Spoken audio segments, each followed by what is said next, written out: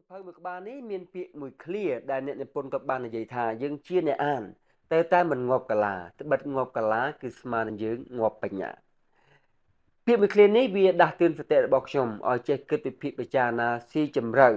ទៅលើពាក្យសម្ដីណាក៏ដោយដែលខ្ញុំបានស្ដាប់ឬក៏ពាក្យសម្ដីណាក៏ដោយដែលខ្ញុំបានអានចេញពីសភៅមិនថាជាសភៅរបស់គាត់ក្តីឬក៏ជាសភៅរបស់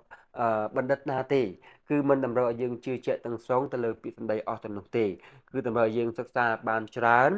គិតហើយគិតទៀតគឺរៀនបង្វឹកខួរក្បាលរបស់យើងឲ្យចេះគិតពិចារណាឲ្យបានច្រើនហើយសិក្សាស្វែងយល់ស្វែងរកព័ត៌មានពីប្រភពផ្សេងៗឲ្យបានច្រើនមុននឹងយើងយកទ្រឹស្ដីនោះទៅអនុវត្តនៅក្នុងជីវិតប្រចាំថ្ងៃរបស់ពួកយើងបើយើងអាចធ្វើបែបនេះបានទើបយើងអាចទទួលបានផលល្អពីការរៀនទទួលបានផលល្អពីការស្ដាប់របស់ពួកយើងដែរអញ្ចឹងវាគឺពិតជាមានអត្ថន័យល្អសម្រាប់ខ្ញុំមែនទែនសម្រាប់ពាក្យមួយឃ្លានេះហើយនៅមានពាក្យជាច្រើនទៀតដែលគាត់បាននិយាយជាសារដាស់តឿនសតិបាននិយាយជាការដាស់ស្មារតីឲ្យយើងចេះភ្ញាក់រលឹកអំពីការគិតពិចារណាអញ្ចឹងណាបងប្អូនទាំងអស់គ្នាអូខេនេះគឺជាចំណុចទី1ដែលខ្ញុំបានរៀនចេញពីសៀវភៅមួយក្បាលនេះ